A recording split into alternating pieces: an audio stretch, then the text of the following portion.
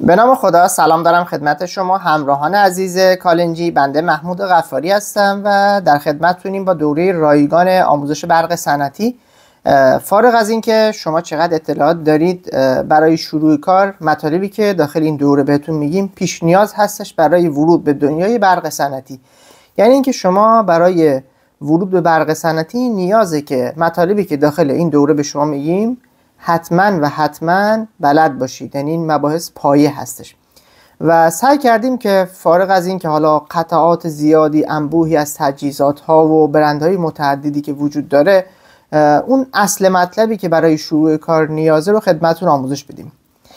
موضوع اول که مشاهده میکنید الکتروموتورها یعنی اصل و اساس و پایه همه مدارات برق صنعتی محسوب میشه. یعنی همه مداراتی که وجود داره، تقریبا میشه گفت 90-95% مدارات، در نهایت قراره که این موتور رو کنترل بکنه، هم حفاظتش رو انجام بده، هم کنترلش بکنه و در حالتهای مختلف بتونه کنترل این موتور رو به اصطلاح به دست بگیره. پس میشه این قلب تپنده صنعت ما همین الکتروموتور هست. الکتروموتورها به صورت کلی در صنعت و در بازار که الان استفاده میشه دو مدل تک فاز و سه فاز دارن. در مبحث برق صنعتی عمده مواردی که نیاز بدونید بیشترش راجع به مبحث سه فاز هستش و ما داخل این دوره تمرکزمون رو گذاشتیم روی مبحث سه فاز. همونطور که گفتیم این اساس مدارات برق صنعتی هستش. یعنی شما نیازه که اول با الکتروموتورها آشنا بشید و اینکه بدونید که الکتروموتورها چی هستن که خدمتتون توضیح دادیم. یعنی هر چیزی میخواد به گردش در بیاد، مثلا یک نوار نقاله که میخواد یک جسمی رو، این خودکار رو، از نقطه A به نقطه B منتقل بکنه توسط یک نوار نقاله که در نهایت با این موتور داره به گردش در میاد حرکت میکنه، جابجایی صورت میگیره. یا یک شناور یا پمپ آب در نظر بگیرید، مکشی که قرار صورت بگیره از طریق این الکتروموتور صورت میگیره، پمپاژ میشه اون آب یا سیال و به سمت از نقطه A به سمت نقطه B هدایت میشه. یا موارد مشابه این، هر چیزی که در نظر بگیرید با الکتروموتورها داره کنترل میشه. یا باری در نظر بگیرید از سمت یک بالابر یا آسانسور، اینجا از نقطه A یا طبقه A میره به طبقه B یا طبقه دوم، این باز از سمت الکتروموتور این جابجایی صورت میگیره و همه کارهایی که ما انجام میدیم بیشترش بحث الکتروموتورها مطرح هستش. خب برای اینکه ما این الکتروموتور رو بتونیم راه اندازی بکنیم روش‌های متعددی وجود داره. اولین روشی که وجود داره اینه که صرفا این موتور رو با برق سه فاز هستش سه فاز بهش بدیم راه اندازی بشه. خب نیازه که با یک کلید قطع و وصل انجام بشه دیگه. یعنی مستقیم سه فاز بهش بدین، سه فاز شبکه، این سه فاز که وقتی بهش داده شد مستقیم وصله دیگه، مثل یه لامپی که دائمی وصله و نیازه که قطع و وصلی صورت بگیره این الکتروموتور، ما بتونیم به صورت دستی کنترلش بکنیم. اولین حالت گفتیم که به صورت مستقیمه که کسی استفاده نمیکنه. حالت دوم با استفاده از یک کلید مینیاتوری سه فاز هستش. این کلید مینیاتوری رو اگر شما با دست بالا پایین بکنید این برق سه فاز قطع و وصل میشه و باعث میشه موتور ما هم قطع و وصل بشه. وقتی که این کلید رو وصلش میکنین خیلی از چالش ها و خیلی از مشکلات سر راهتون ظاهر میشه. اولی مسئله همونطور که گفتیم این الکتروموتور قلب تپنده هستش و این قلب تپنده نیاز به یک سری حفاظت ها داره. به عنوان نمونه خب یه سری حفاظت ها مثل این که اگر شبکه برق ما یه فازش قطع شد مدار رو قطع بکنه، یا مثلا بار زیادی روی این موتور بود مدار قطع بشه که در ادامه بیشتر راجبش توضیح میدیم. پس با استفاده از این کلید اگر ما بیایم این کار انجام بدیم عملا حفاظت خاصی صورت نمیگیره. فقط این که مثلا الان نوشته این تیپ حالا تیپ B باش کاری نداریم، تیپ C باید باشه اینجا. خب برای الکتروموتور مثلا این کلید اگر آمپرش بیش از 40 آمپر شد تازه مدار رو قطع میکنه، ولی اگر مثلا دو فاز شد یا مثلا فازها جابجا شد که برای موتورهای سه فاز این یک مسئله مهمه و آسیب میبینه، این باز مدار ما قطع نمیشه و حفاظتی صورت نمیگیره. صرفا به صورت موقت میتونیم اینو با کلید قطع و وصلش بکنیم، ولی به صورت دائمی نمیشه از این مدار استفاده کرد.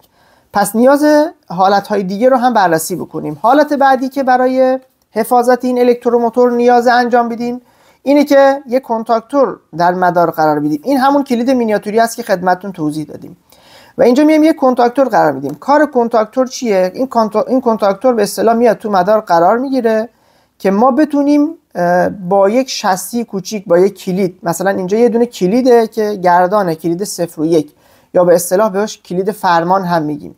با این کلید بتونیم رو در تابلو مدار رو قطع و وصل بکنیم. این کلید 3 فاز یا کلید مینیاتوری 3 فاز داخل تابلو نصب میشه. ما باید هر بار در تابلو رو باز بکنیم و این به صورت دستی بالا پایین بکنیم، ولی این رو در تابلو نصب میشه و یک کلید کوچیک هستش و قشنگ میتونیم باهاش قطع و وصل رو انجام بدیم. هر وقت این وصل میشه، اینجا ببینید یه بوبین هست تو این کنتاکتور. این بوبینه برقش از این کلیده رد میشه. خب این کلیده باعث میشه که در نهایت کنتاکتور ما قطع و وصل بشه. توی برق صنعتی خب الان که به این مبحث رسیدیم، ببینید یه سری سیما ضخیم‌تره، خب یه سری سیما نازک‌تره. یه سری سیما که نازک‌تره توی تابلو هم به صورت عملی هم مشاهده بکنید خودتون متوجه میشین. یه سری سیما ضخیم‌تره، یه سری سیما نازک‌تره. اینایی که نازک‌تره مدار فرمان بهشون میگیم، یعنی سیم‌های مربوط به مدار فرمان هستش. و اینهایی که ضخیم‌تره مربوط به مدار قدرت هستش. مدار قدرت 3 فاز شبکه میره توی کلید مینیاتوری و در نهایت میره بالای کنتاکتور. بالای کنتاکتور 3 تا پیچ داریم به اسم 1 3 5 یا L1 L2 و L3 هم نوشته. میره وصل این 3 تا پیچ میشه و از قسمت خروجی که 2 4 6 نوشته 3 تا پیچ هست با اسمای 2 4 و 6. این 3 تا سیم هم میره وصل مصرف کننده که همون موتور 3 فاز ما میشه، در نهایت اینجا وصل میشه.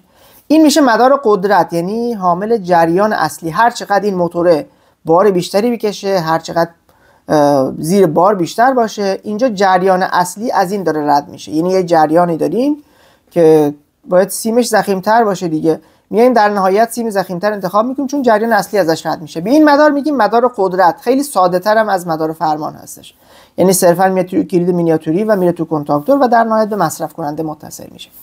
اینجایی که سیم هامون نازکتر هستش، همونطور که میبینید یه دونه کلید مینیاتوری کوچیک قرار میدیم. به این میگیم کلید مینیاتوری مدار فرمان، به این میگیم کلید مینیاتوری مدار قدرت. کلید مینیاتوری مدار قدرت ازش یه سیم انشاب میگیریم، این سیمه میره بالای کلید مینیاتوری مدار فرمان و در نهایت اینجا میاد عرضم به حضورتون برق مدار فرمانمون تأمین میکنه. در قسمت خروجی در این پایین کلید مینیاتوری میره به پیچ شماره 3 کلید فرمان. کلید فرمان 2 تا پیچ داره به اسمهای 3 و 4 یا 13 و 14 یا دوتاش نوشته NO که مفهومش نورمالی اوپن هستش. از این کلید مینیاتوری میره به پیچ شماره 3 و از 4 کلید خارج میشه میره به آ1 کنتاکتور.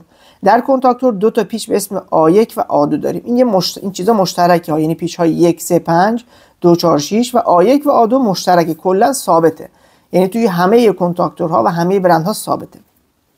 و اینجا 2 تا پیچ دیگه هم داریم به اسم 13 و 14 که ممکنه 23 24 33 34 43 44 شده باشه. اعداد یکانش مهمه که نشون دهنده کنتاکت باز هستش، یعنی نورمالی اوپن هستش. این نورمالی اوپن که در قسمت‌های بعدی توضیح میدیم که به چه صورت عمل میکنه، میره توی قسمت مدار فرمانمون با شاسی وصل میشه به اصطلاح.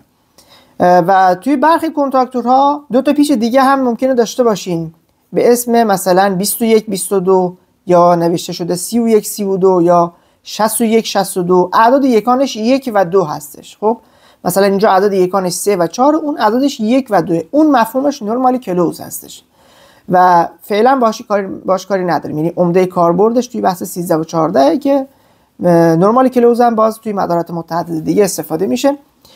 خب اینجا متوجه شدیم که این میشه مدار فرمان، این سیمای ضخیمه میشه مدار قدرت. اگر ما بیایم اینجا از 4 کلید به آ1 بدیم و یه 0 هم بیایم به آ2 کنتاکتور بدیم، خب این کلیدا رو هم بالا بزنیم، کلید مدار قدرت بالا میزنیم، کلید مدار فرمان هم بالا میزنیم. با این کلید اگر ما تغییر وضعیت بدیم با دست، کنتاکتور ما هم قطع و وصل میشه به صورت دائمی، یعنی اگر وصل باشه کنتاکتور وصله، اگر قطع باشه کنتاکتور هم قطع میشه.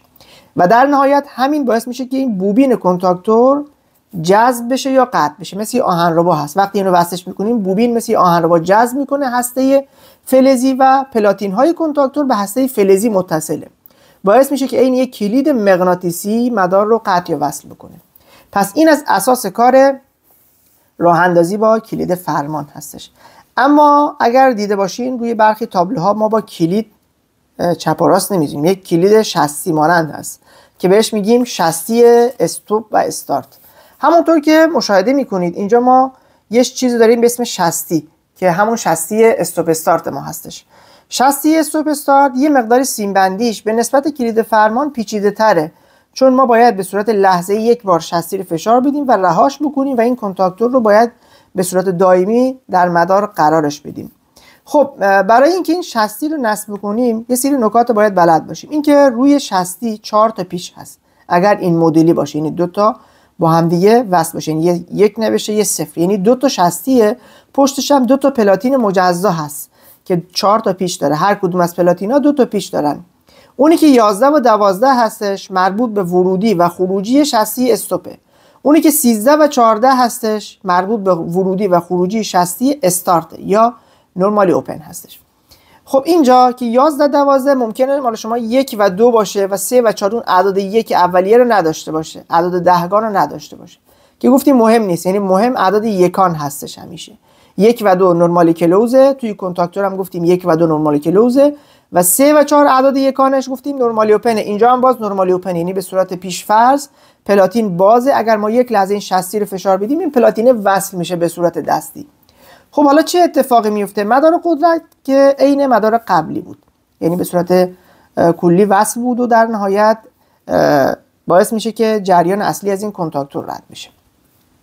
اما در قسمت شستی باید چجوری سیم بندیش بکنیم؟ اینجا این کار گفتیم که یه برق میدیم به کلید مینیاتوری، ازش خارج میشه و در نهایت میره به 11 استوب.